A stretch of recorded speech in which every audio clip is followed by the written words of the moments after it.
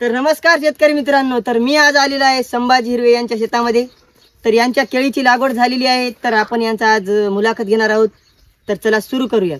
तर तुमचं सुरुवातीला नाव सांगा.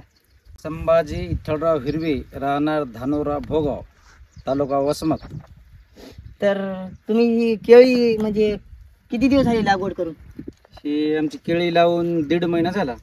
बरं. सुरुवातीलाच केळी पहिल्यांदाच लावली का अगोदर पण केली होती? नाही, अगोदर मी एक 10 वर्षाखाली 10-15 वर्षाखाली लावली होती. त्यावेळेस होती केळी, मध्ये बंद केली डोकऱ्याच्या त्रासामुळं. बरं. पुन्हा या वर्षी अनेक लावली. मार्केट जरा बरं वाटायला म्हणून लावली. म्हणजे नेमकं तुम्ही सुरुवातीला लागवड करताना रोप आणलं होतं का गड्डे लावले होते? नाही, गड्डेच आणले आम्ही. म्हणजे गड्डे म्हणजे दुसऱ्या वर्षीचं पहिल्या वर्षीच्या बेण्यावरलं आपलं रोपावरले गड्डे आणले, जैन कंपनीचे. बरं. हां, चांगली क्वालिटीची पाहून आणली. म्हणजे गड्डे स्वस्त पडतात का?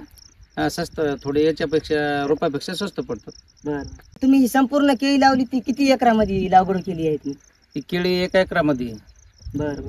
1 एकरामध्ये समजा ते 1600 ते 1700 बुड बसले. बरं. आणि आता याला म्हणजे भिजवण्याची सोय वगैरे काही मोठी झाली? आता याला टिबक टाकायचंय. आता दोन्ही साईडनं टिबक टाकायचे ECMMचं. त्याच्यामुळं खत सोडण्याला सोपं जातंय आणि आपल्याला भिजवायचं टेन्शन राहत नाही. बरं. आणि केळीला म्हणजे टिबकच टाकावं लागते. सर्वांनी भिजवल्यानं आवरेज येत नाही. तर तुम्ही म्हणजे ही आता ड्रिचिंग करायची सुरुवातीलाच म्हणजे पहिली बारच आहे का अगोदर पण केली होती? तिसरी बारी. बरं. तिसरी बारी. मुळ्या म्हणजे मुळ्या जेव्हापासून वाढणं. लागवड केली तेव्हापासून तिसरी बार आहे म्हणायचं? तिसरी बार ड्रिचिंग. बरं. म्हणजे तुम्ही नेमकं ड्रिचिंग करायला फवाऱ्यानं का करणं झाले म्हणजे सांगू शकता का थोडं? हे डब्यानं कशामुळे? फवाऱ्यानं औषध कमी पडते हा, आणि या डब्यानं आपलं जास्त पडते. म्हणजे औषधाची बचत होती. नाही, औषध याला जास्त टाकावं लागतंय. फवाऱ्यानं औषध कमी पडते. त्याच्यामुळे हे डब्यानं आपलं जास्त पडतंय आणि जास्त पडलेलं चांगलं राहतं. बरं. तर नेमकं तुम्ही हे तार लावलेलं आहे ना, हा, हे कशासाठी लावलं आहे नेमकं? हे ताराचं म्हणजे तार लावण्याचं म्हणजे डुकराचा लई त्रास राहते केळीला. लहानपणी डुकरं उपटूप फेकतात. त्याच्यामुळे तार लावून याला झटका मिशनची लाईन सोडावं लागते. बरं. तरच केळी येऊ देतात, नाही तर केळीची उगवून डुकरं होत देत नाही. नाहीतर केळी म्हणजे गेल्या म्हणून समजायचं. केळी गेल्या म्हणून एकदा उकरल्यात आमच्या. बरं. एकदा उकरल्यात कुठं. त्याच्यामुळे आम्ही लगेच तार लावून त्याला झटका मिशन लावली. म्हणजे तुम्ही हे दुहेरी पीक घेतले का आता? हा, केळी म्हणजे लेट होतात लावाय म्हणून आम्ही काय केलं, सोयाबीन मध्ये अगोदर दांड मारले होते. त्याचं नियोजन केलं लावायचे म्हणून. 5 फुटा केळीचे दांड मारले आणि मध्ये 3-3 तास सोयाबीन घेतलं. बरं. चला म्हणलं खताचा विताचा जरा खर्च तेवढाच फिटला. हो ना. म्हणजे आता ही केळी आहे तुम्ही लागवड केली ना, ती ही किती अंतरावर केली आहे? केळी 5 फुटावर केली, 5 बाय 5 वर. बरं. हा, याच्यावर कमी अंतर जमत नाही. 6 बाय 6 जमते किंवा 5 बाय 6 जमते किंवा 5 बाय 5 लावायची. बरं. अंतर 5 बाय 5चं नियोजन चांगलं राहते किंवा 5 बाय 6चंही राहते चांगलं. जमीन पाहून करावं लागते. जमीन भारी हलकी या हिशोबावर. पण 5 फुटाच्या कमी करायचं नाही. बरं. 5 फुटाच्या जास्त जमते. म्हणजे आता तुम्ही नेमकं सध्या ड्रिचिंग चालू आहे, म्हणजे आता पहिला डोस तर झाला नाही, नेमकं मला सांगू शकता का तुम्ही आता या केळीला पहिला डोस कधी टाकणार खताचा? आता पहिला डोस आता याचा आले टाकायचा टाइम. आता एक 8 दिवसाला याला पहिला डोस टाकायचा केळीला. DAP, पोटॅश, मॅग्नेशियम हे 2-4 नमुन्याचा खत टाकायचं. बरं. पहिला डोस टाकायला आला आहे, पण आपलं सोयाबीन असल्यामुळं थोडं 1 8 दिवस आपण लेट करायलो. म्हणजे सोयाबीन जर काढून घेतलं की मग खत टाकणार? खत टाकणार. आता केळीची अवस्था टाकण्याची आहे, पण 1 8 दिवस आपल्याला लेट करायचा. रान मोकळं झालं म्हणजे खत वखरायचे आणि वखरपाळी देऊन त्याला पहिला डोस खताचा द्यायचा.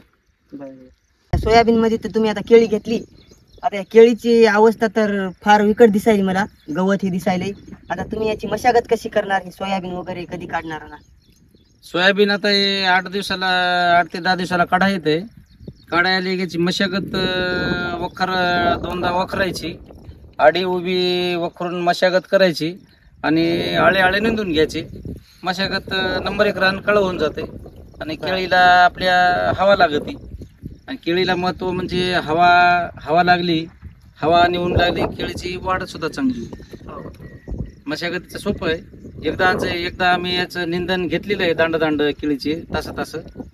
पुन्हा आता सोयाबीन निघाले की वखरपाळी झाली की पुन्हा एकदा निंदायची आणि निंदन आणि आळे निंदन आणि खत सोबतच टाकायचं. बरं बरं. तर तुम्ही मला सांगा आता की म्हणजे ही केळी आता छोटी आहे, तर ही मोठी झाली ना समजा, म्हणजे याच्यात वारं लागू नये, आई लागू नये म्हणून, केळी पडू नये म्हणून तुम्ही याच्यासाठी काय सोय करणार? याला वारा आणि आवी लागू नये म्हणून सन्या याला चौकून चारही बाजूना आम्ही गजरा गवत लावणार. फिट्ट गजरा गवत लावलं म्हणजे ते वारा आणि आई केळीला लागू देत नाही.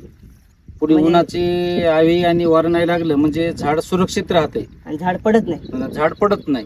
नाहीतर पुढे मार्च एप्रिलला आपलं एप्रिल मे जूनला वारवावधान आणि आवी जास्त राहते, त्याच्यामुळे आपल्याला गवताचं दाट कुंपण करावं लागते. त्याच्यामुळे आई आणि वारं लागत नाही. बरोबर. म्हणजे सध्या या केळीला लागवड करून किती दिवस झाले? 1-1.5 महिना झाला. बरं बरं. या 1.5 महिन्यामध्ये म्हणजे आता निंदणी किती झाली नेमकी? निंदन वगैरे? एक निंदन झालं आणि आता 3री ड्रिचिंग आहे. बरं. हो. तर या निंदणीसाठी तुम्हाला एकूण एकरामध्ये केळी लावली ना तुम्ही, एकरामध्ये तुम्हाला किती खर्च आला निंदणी सगळं आपलं हे निंदणी आणि ड्रिचिंग?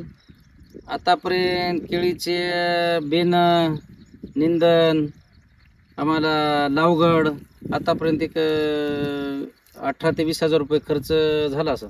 बरं बरं. आम्ही टोटल हे मांडलेलं 18,000 ते 20,000 खर्च केला आतापर्यंत.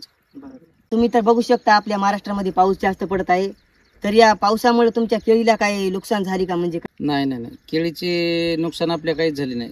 कारण केळीची लावली त्यावेळेस नुकसान पाणी जास्त असल्यानं होती, पण आपलं रान दोन्ही साईडला पाणी वगळत आहे. त्याच्यामुळं या पाण्यामुळं आपल्या केळीला काही परिणाम झाला नाही, उलटा फायदा झाला. उलटा आम्हाला भिजवायचं काम पडलं नाही, ठिबक आथरायचं आतापर्यंत काम पडलं नाही. म्हणजे केळीची उगवण चांगली झाली. म्हणजे तुमचं काम सोपं झालं? सोपं झालं. आणि काही रान जर समजा पाणी साचणारं असलं तर त्याच्यात नुकसान होती. त्याच्यात उगवण जास्त होत नाही, गड्डे खालून सडून गड्डा नासून जाते. तसं आमचं झालं नाही, कारण आमचं दोन्ही साईडला रान पासळत असल्यामुळं पाणी आमच्या रानात पाणी थांबत नाही. त्याच्यामुळे आमची काही नुकसान झालं नाही, उलटा आमचा पावसामुळे फायदा झाला. आमची मेहनत कमी झाली. मेहनत म्हणजे उद्या आज काम करायचं ते आमचं 4 दिवस लेट झालं. ठिबक आथरणं हे ते काम पडलं नाही. कामाची गरज पडली नाही पावसामुळे. पावसामुळे. त्याच्यामुळे उलटा आमचा पावसामुळे फायदाच झाला. म्हणजे तुमची या केळीची देखभाल कोण करते नेमकं? देखभाल मीच करत असतो. औषध आणायचे ना आमचे इथं रोहिदास हिरी राहतात आमचे चुलत भाऊ कामाला. बरं. त्याला आम्ही आणलं की ते समजा ड्रिचिंग म्हणजे त्यांच्या मागे नियोजन लावून द्या. मी नियोजन सांगतो आणि ते राईट समजा करतात. बरं. लावगड त्यानेच केली. अच्छा. आमचे 2 माणसं होते लावगड,